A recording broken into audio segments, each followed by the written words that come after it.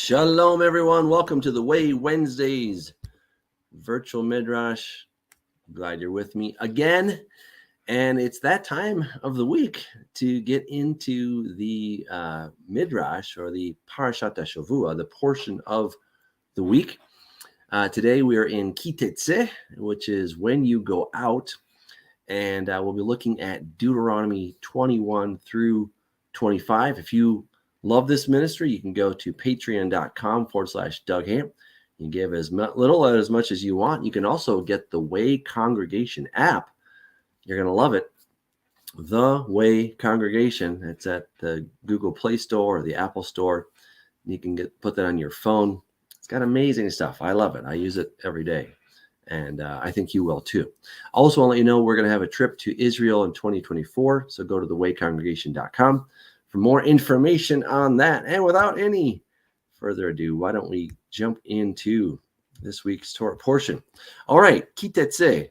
When you go out to war against your enemies, and the Lord your God delivers them into your hand, and you take them captive, and you see among the captives a beautiful woman, and desire her, and would take her for your wife, then you shall bring her home to your house, and you shall shave her head and trim her nails.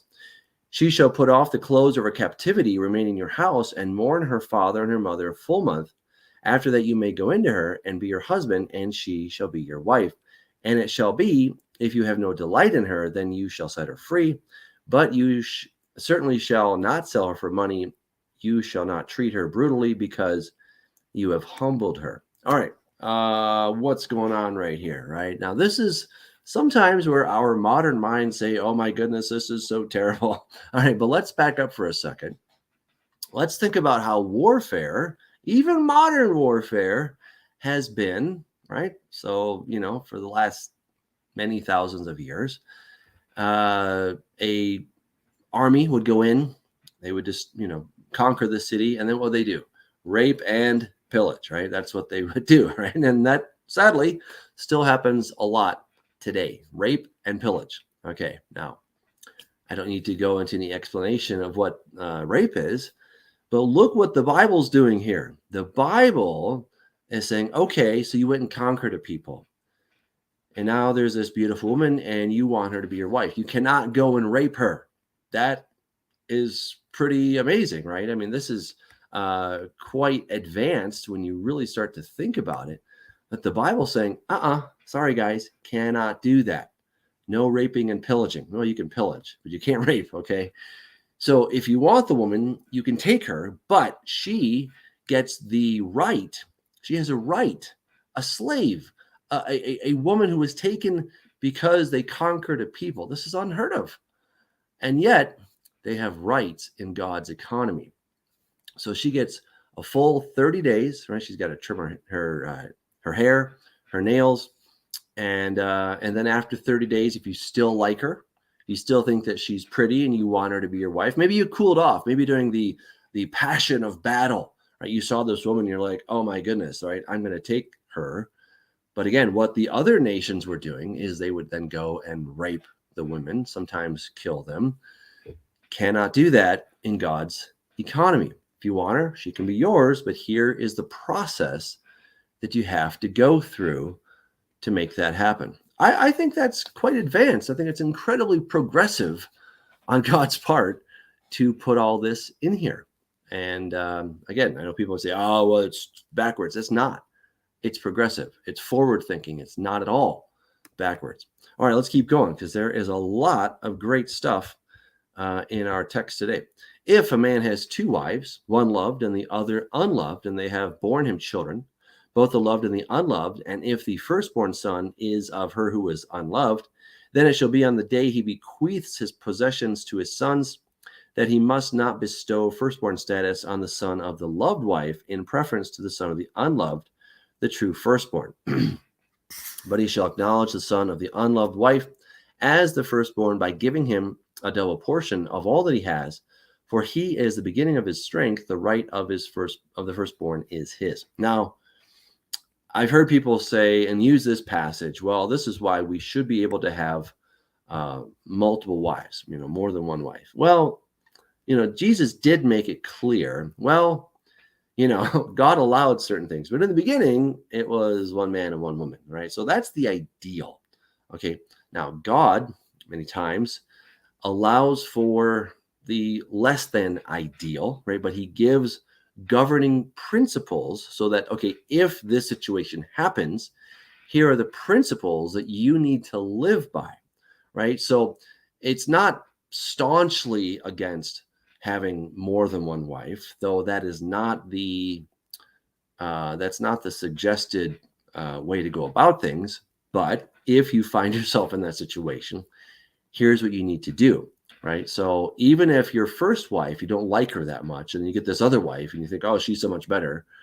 Well, the right of firstborn still goes to the son of the first wife, even if she's unloved, right? So it doesn't matter who you have deeper feelings for. You've got to do this, right? Because it's law. This is how things work, and this is how you're supposed to do it. And God is giving his instructions on how his universe works, right? So here's how you do it, guys. Take notes, right? All right. Now we come to that fantastic passage. This is where people say, oh my goodness, I can't believe you keep the law, because that is so antiquated. I mean, are we supposed to stone our children, right? I've heard this. This has been thrown at me when I started keeping the Torah. Oh my goodness, that is so barbaric. And what was really sad is I was hearing this from Christians, which kind of blew my mind. All right, so let's take a deep dive here in this passage. And I think you'll have a different understanding and a deeper appreciation for the wisdom here. All right, so let's unpack this and let's see what it actually has.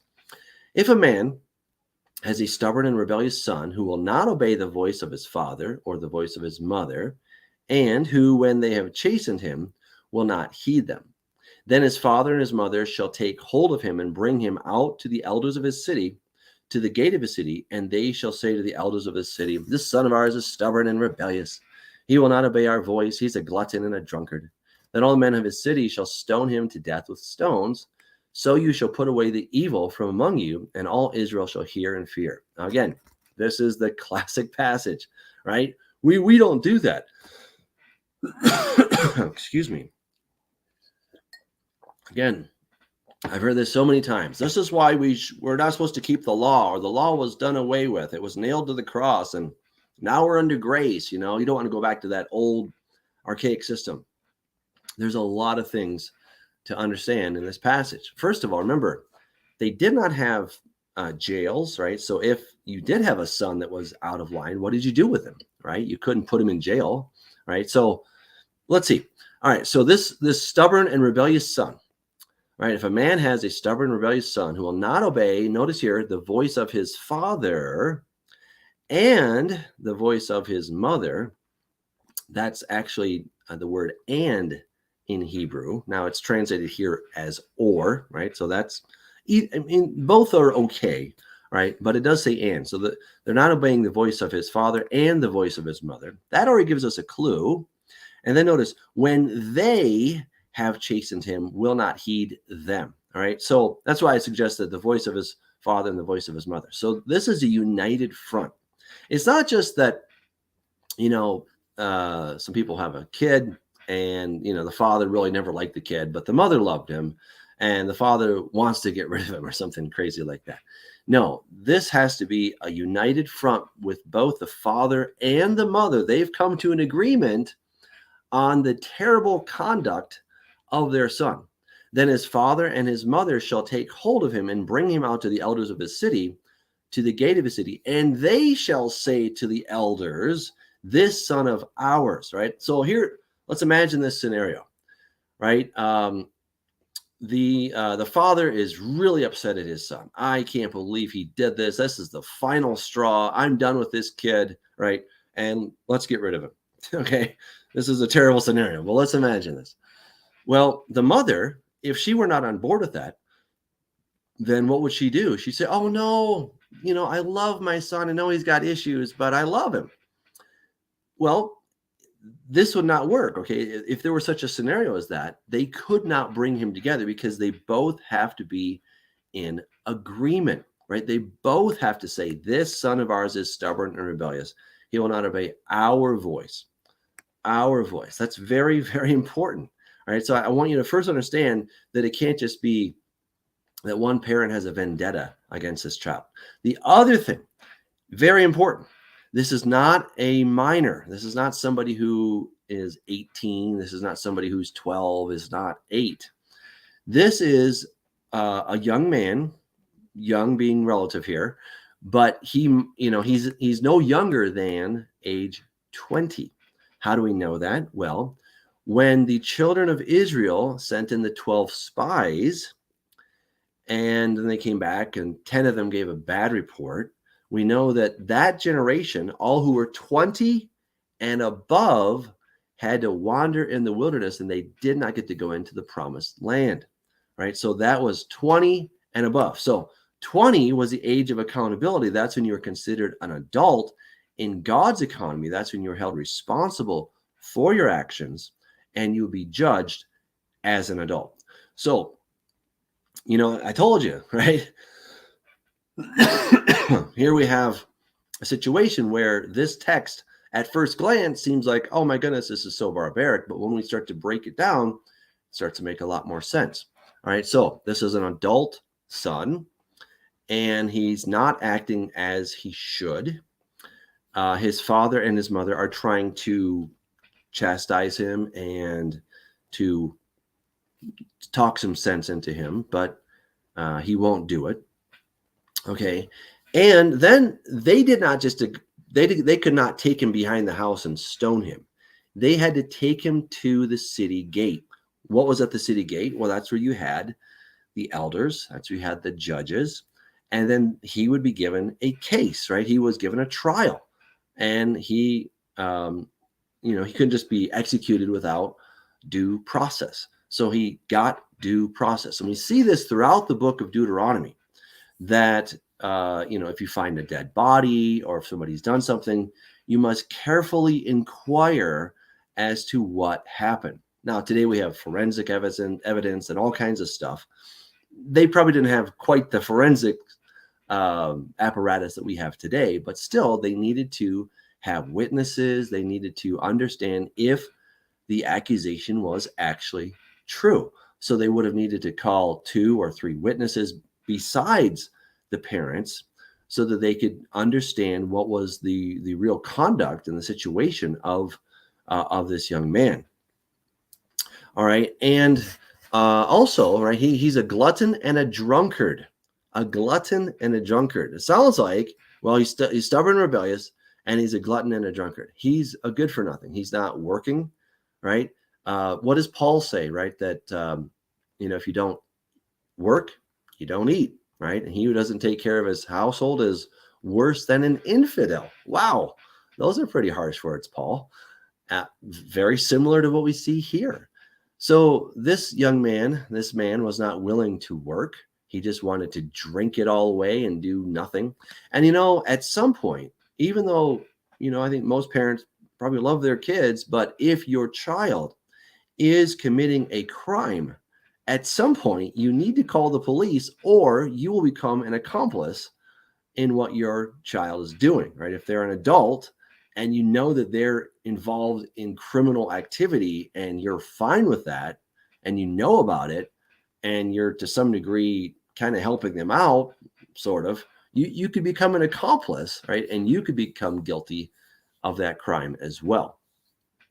So at some point, you have some parents here that they've tried with their adult son to get him to turn around, to shape up, to make something of his life, but he's stubborn, he's rebellious, not just stubborn against them, but he's stubborn against and rebellious against God's Torah, God's commandments. And so finally, they're at their wits' end, and they both, in agreement, bring him to the city gate. Now, we don't have any record of this ever happening.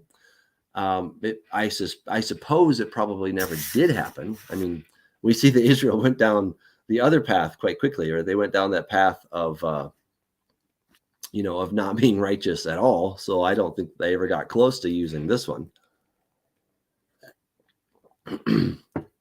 But this is a scenario. What do you do in case of, right?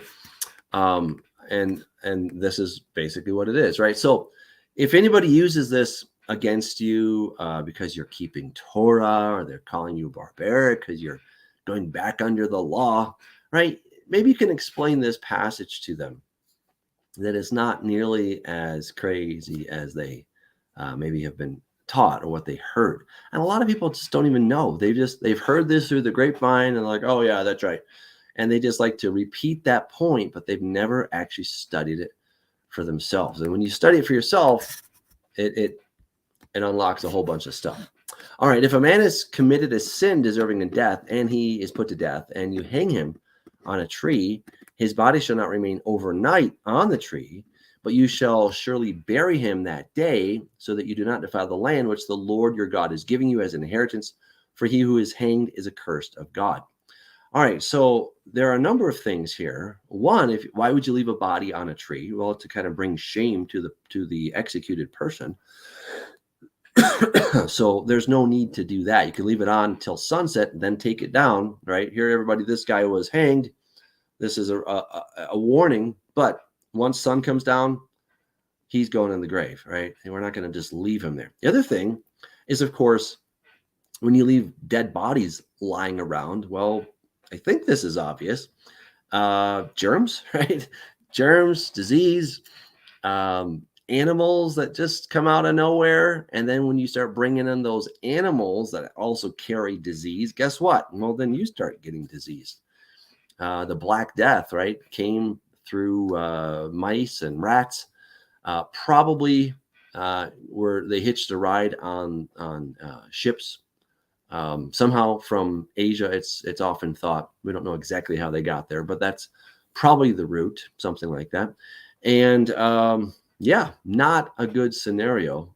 And of course, that killed a lot of people, right? So this is just very practical, but also it's not to shame the person that was executed for too long. All right, chapter 22. You shall not see your brother's ox or his sheep going astray and hide yourself from them. You shall certainly bring them back to your brother.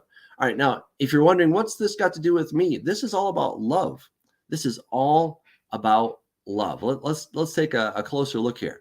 All right, so your brother's ox or sheep going astray. You can't just say, oh, I didn't see that. You need to say, oh my goodness, that's my brother's sheep.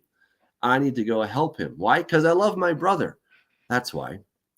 If your brother is not near you, or if you do not know him, then you shall bring it to your own house, and it shall remain with you until your brother seeks it. Then you shall restore it to him. So this may not be your blood brother, right? Maybe it's not the same, the brother of the same parents, right? But this is your brother in that you're the same nation. You're supposed to do something about this. You shall do the same with his donkey, and so you shall do with his garment, with any lost thing with your brothers, which he has lost and you have found. You shall do likewise. You must not hide yourself. Do unto others as you would have them do unto you, right? That's the golden law, right? The golden rule. And so Jesus is just summarizing, right? What, if your donkey was going astray, what would you want your neighbor or brother to do? You'd want him to take it into his care and then give it back to you, right? Well, you should do the same thing. This is all about love. You shall not see your brother's donkey or his ox fall down along the road and hide yourself from them. You shall surely help him lift them up again. Now, in our society, we don't have too many donkeys and oxen going along the side of the road, okay? But we do have things like cars, motorcycles, different forms of transportation. And so maybe we should help people, right? And sometimes it's not so much that your brother's donkey's gotten away, but maybe his life has gotten away. Maybe help that person on the side of the road. I know. Some of them might go and use the money for drugs. And that's entirely possible. So use your wisdom. But sometimes people are out, panhandling on the side of the road because they've kind of lost hope and they don't know what else to do, right? They're not out there for a good time. Maybe you could help them with that, right? There's all kinds of different ways that you can apply this principle of helping your brother with something that he has lost, right? Really, there's no limit to how you can apply this. It's great. A woman shall not wear anything that pertains to a man, nor shall a man put on a woman's garment. For all who do so are an abomination to the Lord your God. All right, so this is where, women can't wear pants, right? Well, of course, that's nonsense, because for thousands of years, men and women were wearing something that looked rather similar, right? That it was some kind of a long flowing robe. But there was kind of the men's style and there was the women's style. So the point here is not that women can't wear jeans or something like that. Look, women have women's jeans because a woman's body is shaped differently than a man's. And God made us that way. It's a beautiful thing. So embrace it. But there should not be a thing where a woman is trying to look like a man. Well, what do we call this? This is called transvestitism. Or a man, probably more often than not, a man is trying to look like a woman. All right, so that's not supposed to happen. That's also stated in the book of Leviticus. But the people that do that are an abomination to the Lord your God. Now, it doesn't mean that God hates these people that more than he hates other types of sins. Because in Proverbs chapter 6, what does it say that's an abomination to the Lord? A proud look, a lying tongue, hands that shed innocent blood, right? Those things are abominations as well. The proud look always gets me, because that's where I can start saying, well, I'm a little bit better than that other guy, right? I don't do such and such, right? Or I keep the law a little bit better than all these other folks over here, right? God hates that abomination of pride. He really hates it.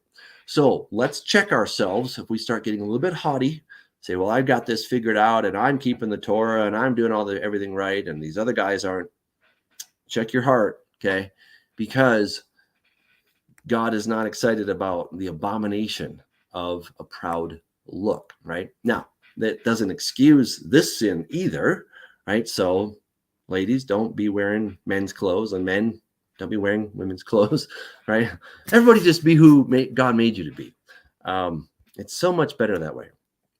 If a bird's nest happens to be before you along the way in any tree or on the ground with young ones or eggs, with the mother sitting on the young or on the eggs, you shall not take the mother with the young. You shall surely let the mother go and take the young for yourself, that it may be well with you and that you may prolong your days. Very practical stuff. Okay, so you can take the young. Those can be your dinner, right? But you should not take the mother, right? Because look, if you take the mother and you don't take the young, well, guess what? The young are going to die because they don't have anybody to take care of them, to raise them. So if you're hungry and you want to take the eggs or the young ones, you can do that, but you've got to let the mother go. This is just good sense, right? Because then that mother can go and then lay other eggs and make more birds and then make more eggs, and then on and on it goes, right? The chicken and the egg scenario, right? So this is just good practical wisdom. Here's another law of love. Now, some years ago, I did a video called the 613 Laws of Love. I don't really hold to the number of 613, but that's the number that's often used as to how many commandments there are in the Old Testament, the Hebrew Bible. And I went to the aish.com website and I took their list of how they numbered all the different commandments. And I went through them and I showed that, there's quite a few repeats, but all of those laws are all about loving people, right? Or it's maybe something for the Levites, that there was just some formal things that they were supposed to do in the service of the temple that have no application for me as a non-Levite. Okay, so all the other ones that do apply, they're all about love. It's really cool when you start looking at it. All right, you shall not sow your vineyard with different kinds of seeds, lest the yield of the seed which you have sown and the fruit of your vineyard be defiled. Interesting. All right, so this is specifically talking about a vineyard, right? You shall not sow your vineyard with different kinds of seed. Now, I don't know too much. I don't really know much of anything about agriculture, so it's a little bit harder to comment on this. But again, God has great wisdom and lots of pragmatism in this, right? So we want to keep them separate so that they don't become defiled.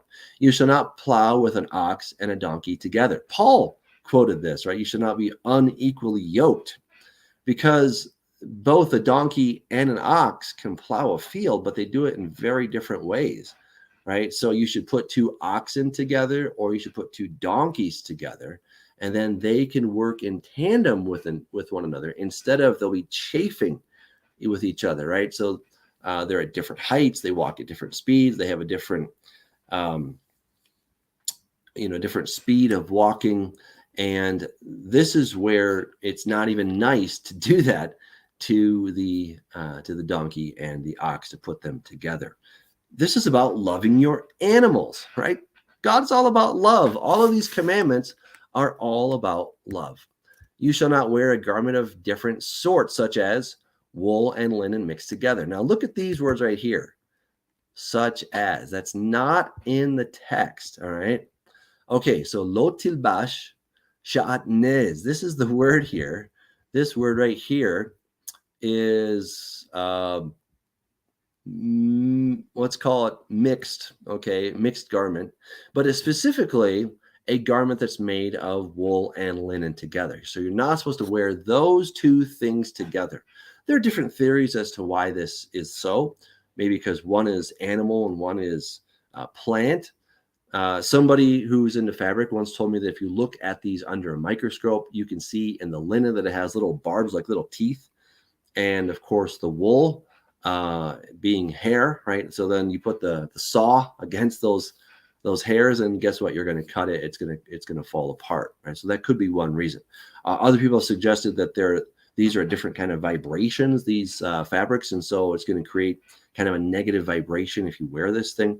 All right, there's lots of different, could be lots of different reasons, but it's these two specifically. So it's not against, I don't know, cotton and polyester, for example. Right? I don't know if you'd want to even wear that combination, but it's not excluding mixed fabrics in general. It's just saying these two specific fabrics you're not supposed to mix. You shall make tassels on the four corners of the clothing with which you cover yourself. All right, so on the clothing that you cover yourself with, you're supposed to attach four tassels on where? On the corners of your garment. Now, I just want to say this as respectfully as I can.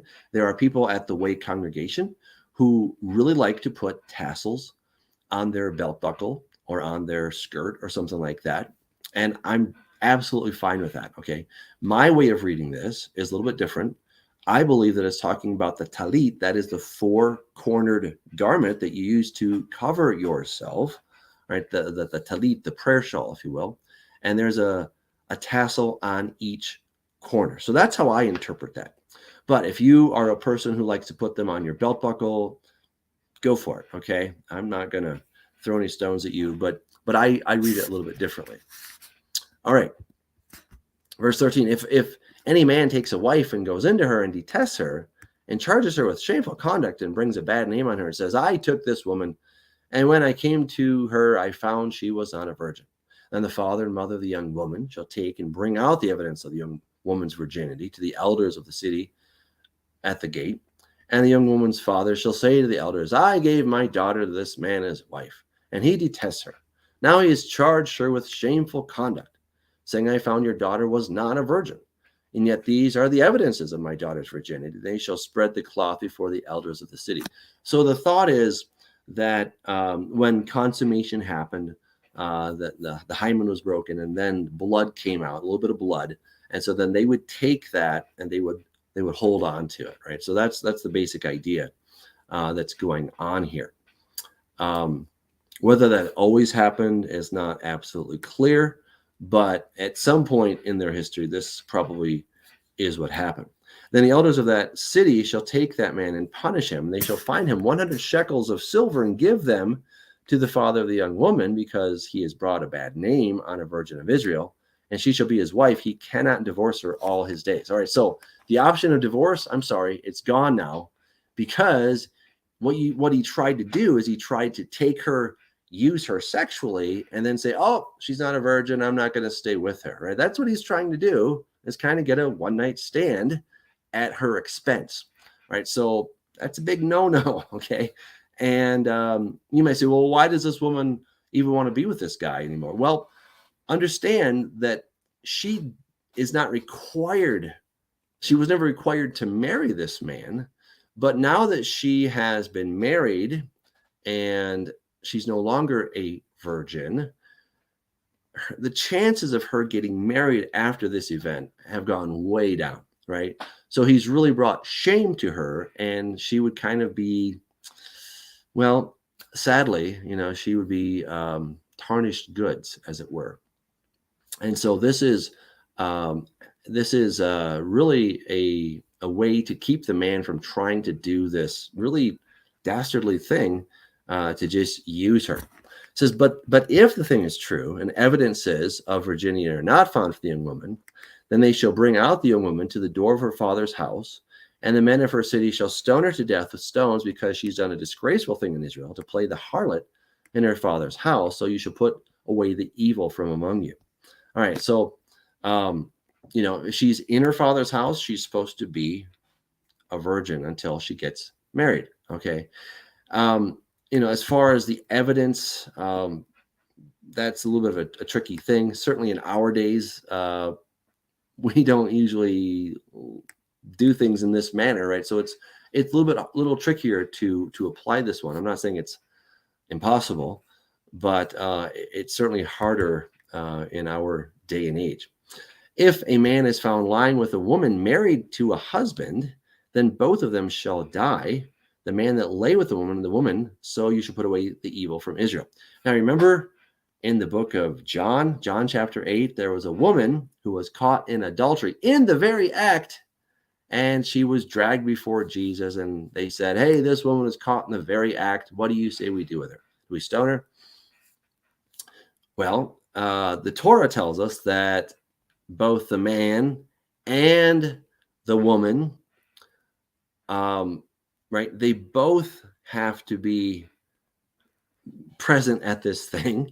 Okay, it can't just be the woman, but it's both the man and the woman.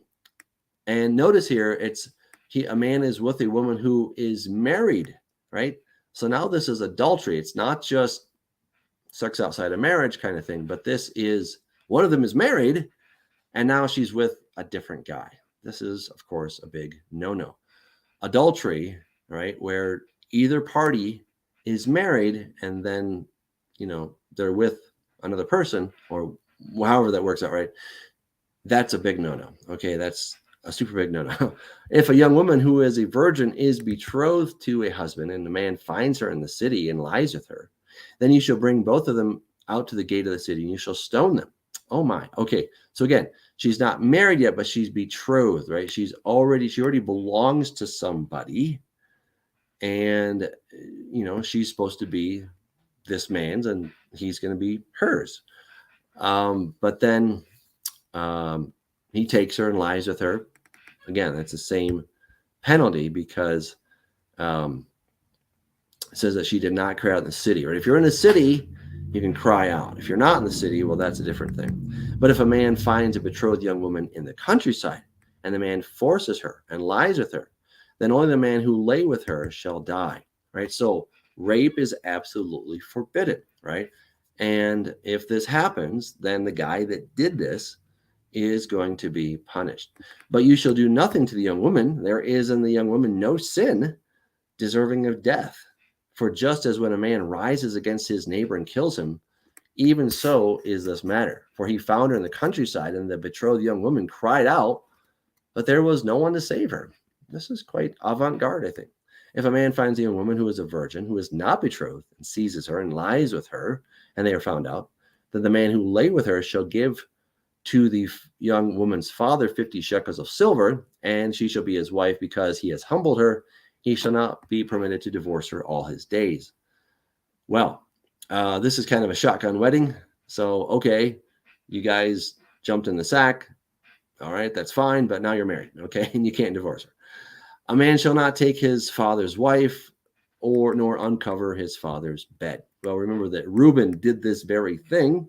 I would argue that probably Hamp did the same thing with his mother, Noah's wife, and that is where Canaan came from. That would be my suggestion. Okay, you can take that or leave that, right? So Ham was the father, but the mother was probably Ham's mother, right? Big no-no, big disgrace. And that's probably why Canaan came out and Noah said that he was cursed. Chapter 23, he who is emasculated by crushing or mutilation shall not enter the assembly of the Lord. One of illegitimate birth shall not enter the assembly of the Lord, even to the 10th generation. None of his descendants shall enter the assembly of the Lord. Well, what's up with this? I mean, why is God so against this, right? Does this mean that they can never have any part? Well, it's interesting when we talk about the eunuch that came and then Philip ministered to him. He was reading the book of Isaiah. He was already a God-fearer, right? He wanted to be part of this, and he was able to do that. But as a foreigner, he was able to be a God-fearer, a foreigner, a Gentile, but he could worship the God of Abraham, Isaac, and Jacob.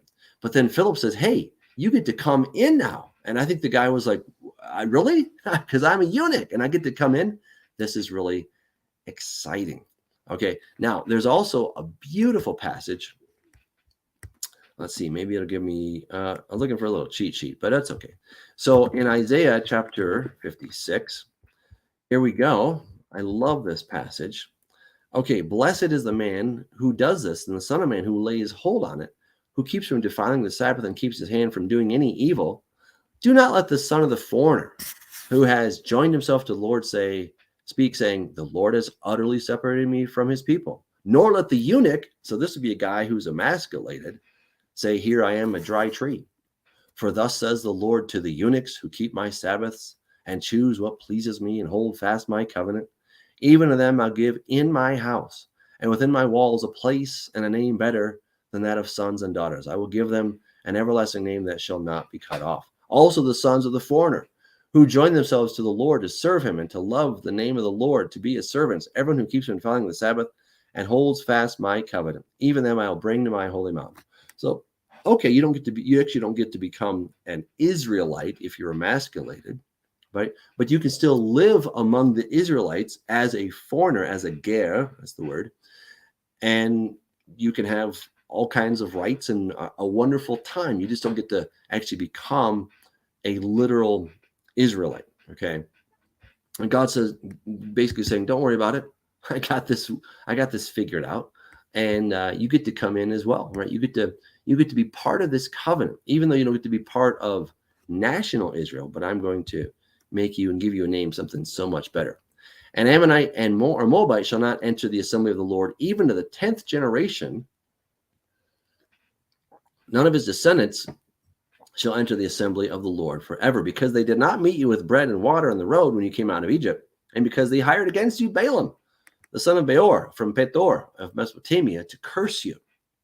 Now, wait a second. If I remember correctly, wasn't Ruth a Moabitess, and didn't King David come from her lineage? How does this work out? Okay, I think the rabbis have the solution here. They suggest that a male, a Moavi versus a Moaviti, okay?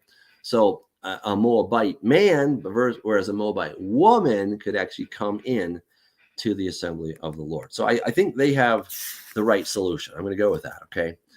Nevertheless, the Lord your God would not listen to Balaam, but the Lord your God turned the curse into a blessing for you, because the Lord your God loves you. Isn't that great? I love it, right? So Balak wanted to curse Israel, so he hires Balaam. Balaam tried, but what kept coming out of his mouth? Blessings, blessings, blessings, right? Man, when you're walking with the Lord, just blessings are coming. And what was meant to be a curse turns into a blessing. If only we would live our lives this way and assume that what the enemy has meant for evil, guess what?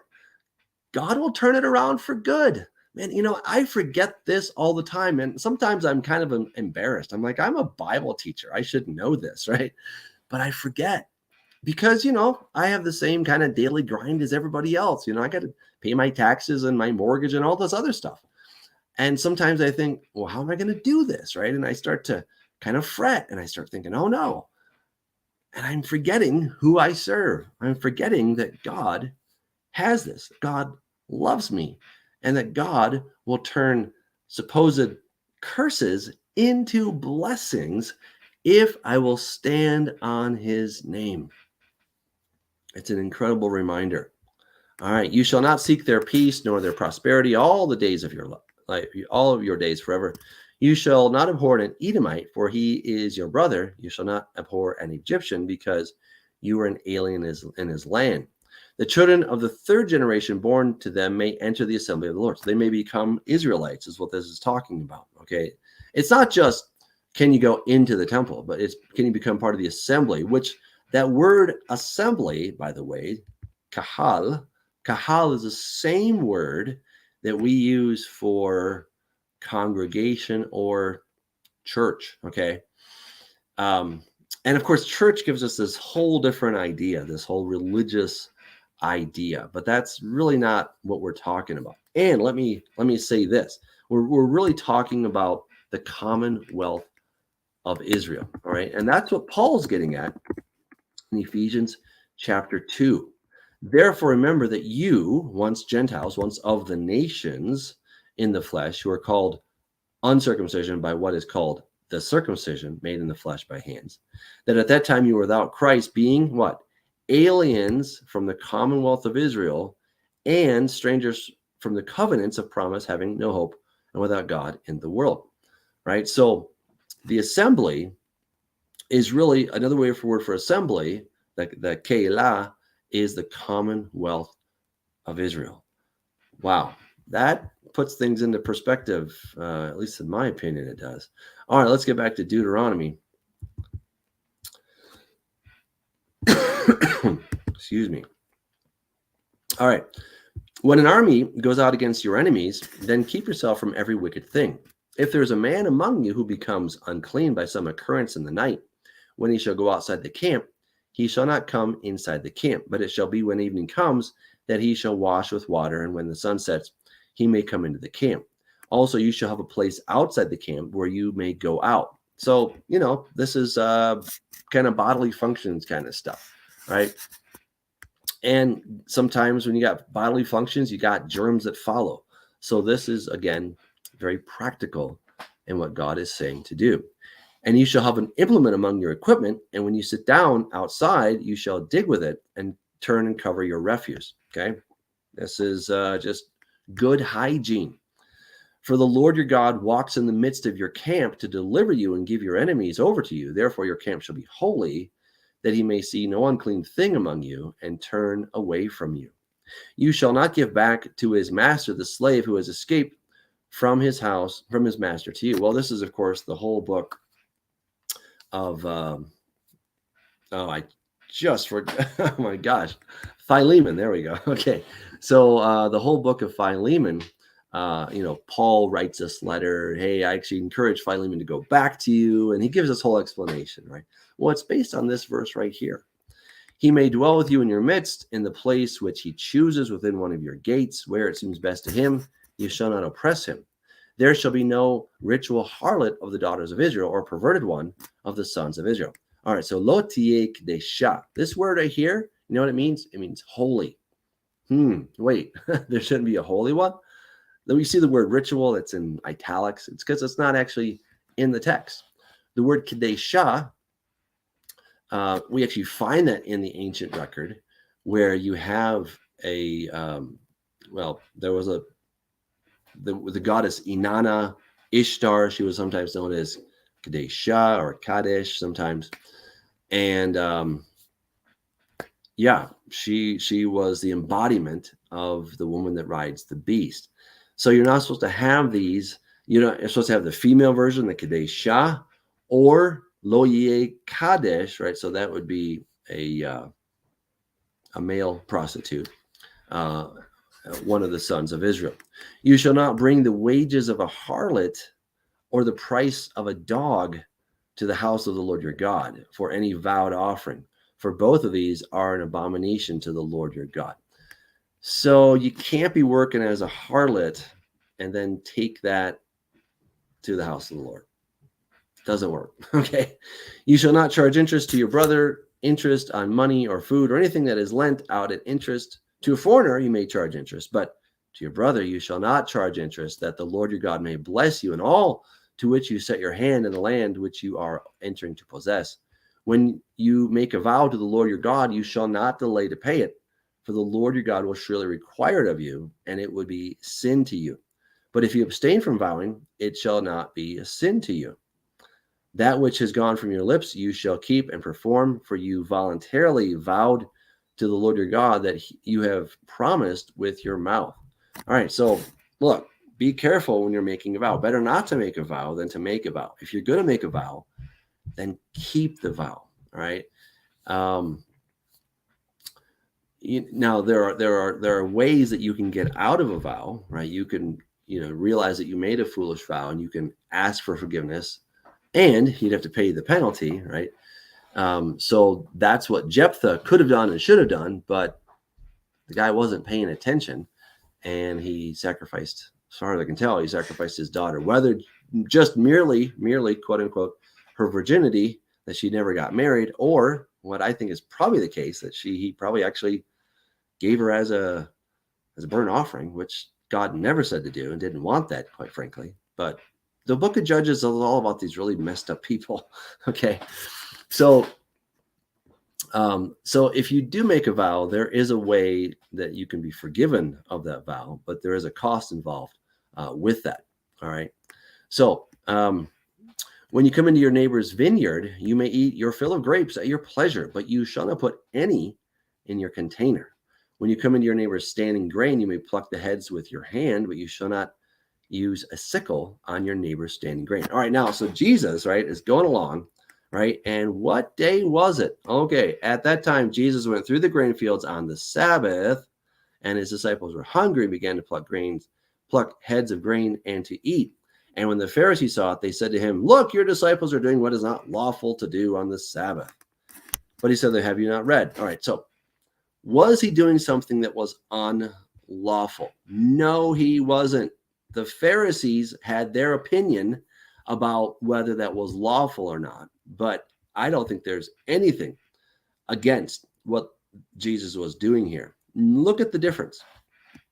When you come into your neighbor's vineyard, you may eat your fill of grapes at your pleasure, but you shall not put any in your container. And the same with the grain.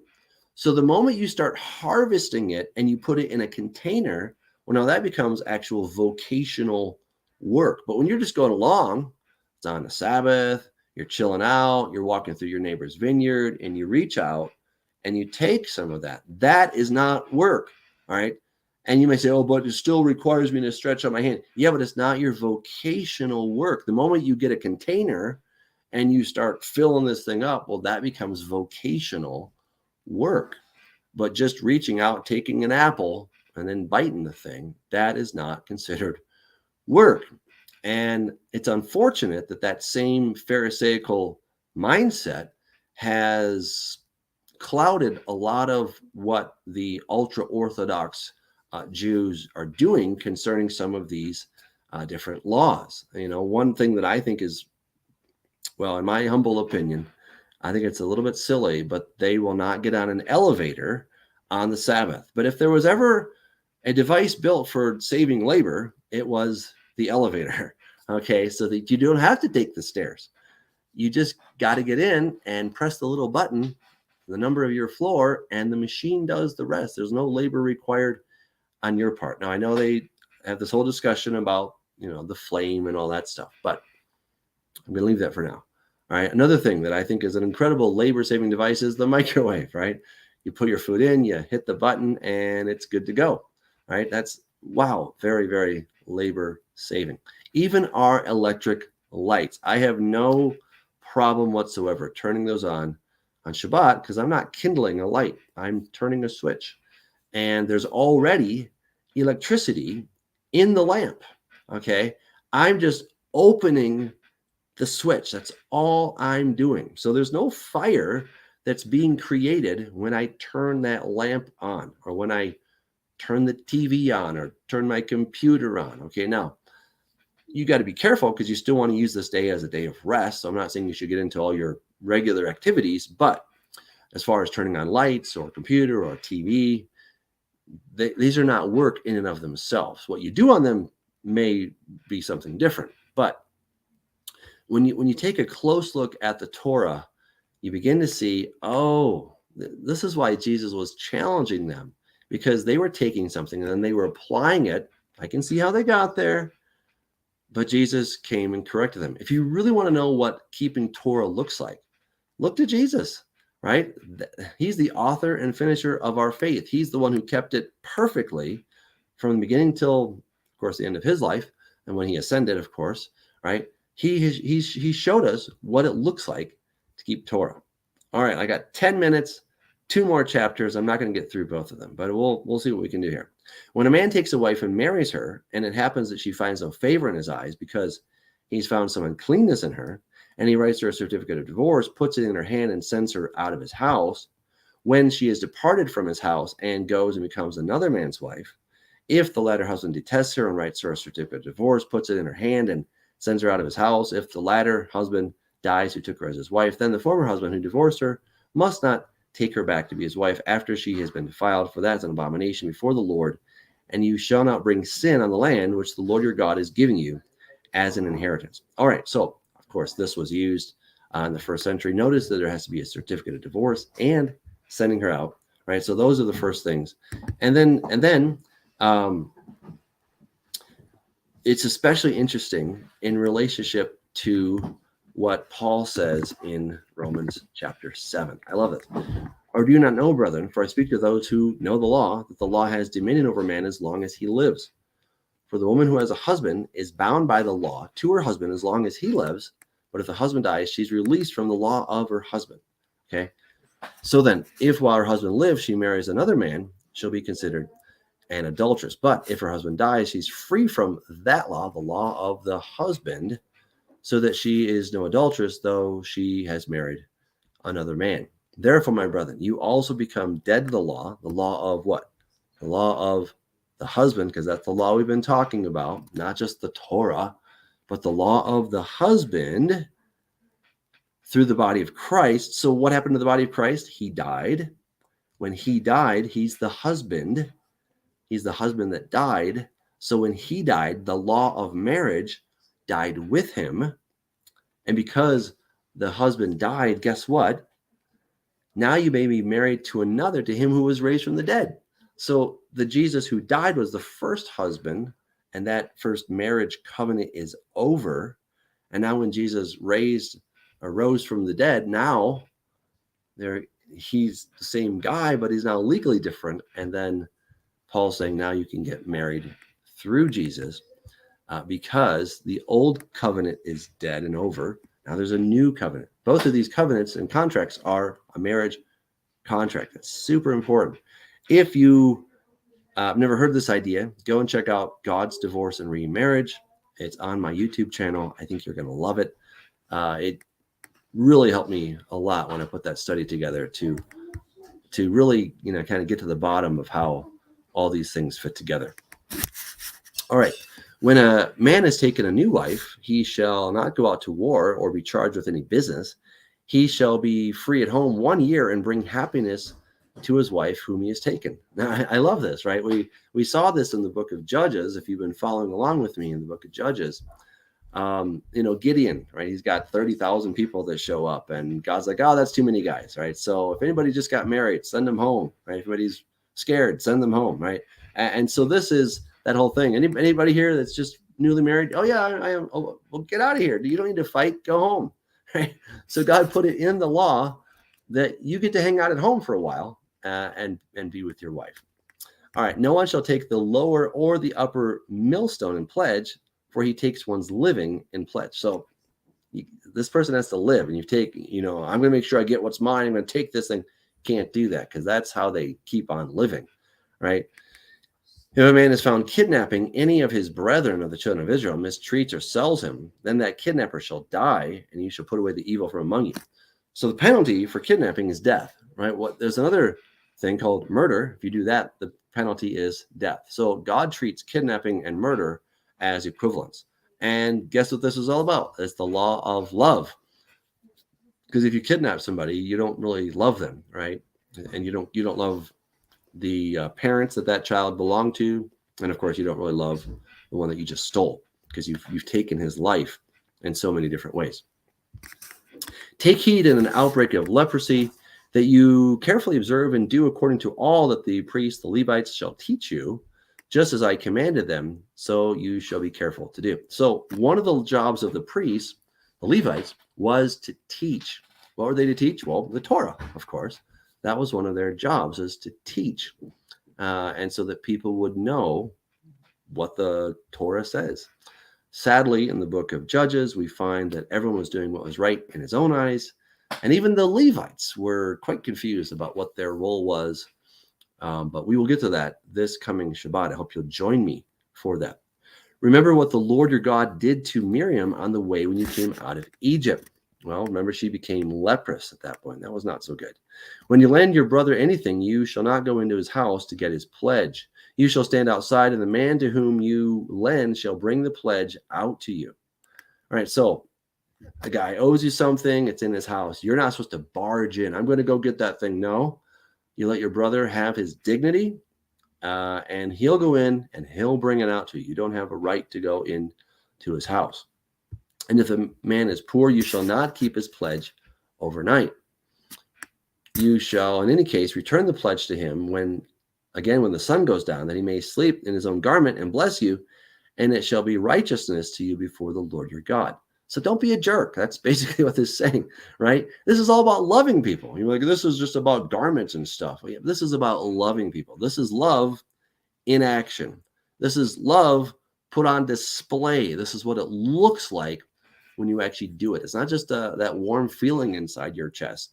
It's doing things to help people, to be a blessing. And it's called righteousness as well. You shall not oppress a hired servant who is poor and needy, whether one of your brethren or one of the aliens who is in your land within your gates. Now that's interesting. So we're supposed to treat the foreigner with respect and not take advantage of him. That's a great idea. So let that be a word to us. Each day you shall give him his wages, and not let the sun go down on it, for he is poor and has set his heart on it, lest he cry out against you to the Lord, and it be a sin to you. Fathers shall not be put to death for their children, nor shall children be put to death for their fathers. A person shall be put to death for his own sin. Now, the book of Ezekiel, this is in Ezekiel chapter 18, right? It says the same thing. The soul whose sins shall die, the soul shall not bear the guilt of the father, nor the father bear the guilt of the son. The righteousness of the righteous should be upon himself, and the wickedness of the wicked should be upon himself. So now there may be some lingering effects that happen when it comes to, generational kinds of sins. But the one who committed the crime is going to do the time, right? So if the father does the crime, then he does the time. If the son does the crime, then he does the time, or whatever penalty they had back then, right? So very different. You shall not pervert justice due the stranger or the fatherless, or take a widow's garment as a pledge. Just can't do it, right? You just can't, because she's a widow. But you shall remember that you were a slave in Egypt, and the Lord your God redeemed you from there. Therefore I command you to do this thing. When you reap your harvest in your field and forget a sheaf in the field, you shall not go back to get it. It shall be for the stranger, the fatherless, the widow, that the Lord your God may bless you in all the work of your hands, right? So there you are, you're out there harvesting, and a sheaf drops. Should I go back and get it? Do not go get it. Just leave it there, because somebody's going to come and get that. And that way they can have dignity of gleaning your field, right? It's good for you. It's good for the field. It's good for them. Don't worry about it. God will bless. And if you're not greedy, then he'll give you even more, right? What you give out will eventually come back to you, right? Pressed down, shaken, stirred, right? And so do that. When you beat your olive trees, you shall not go over the boughs again. It shall be for the stranger, the fatherless, and the widow, right? So, okay, you shook the tree, and there's still a few more. Just leave them. And those will be for the people that don't have anything. When you gather the grapes of your vineyard, you shall not glean it afterward. It shall be for the stranger, the fatherless, and the widow, right? Maybe if you go over it again, you could get, another 20%. Just leave it there. And then when people are going through, they can get it. And that will be a blessing.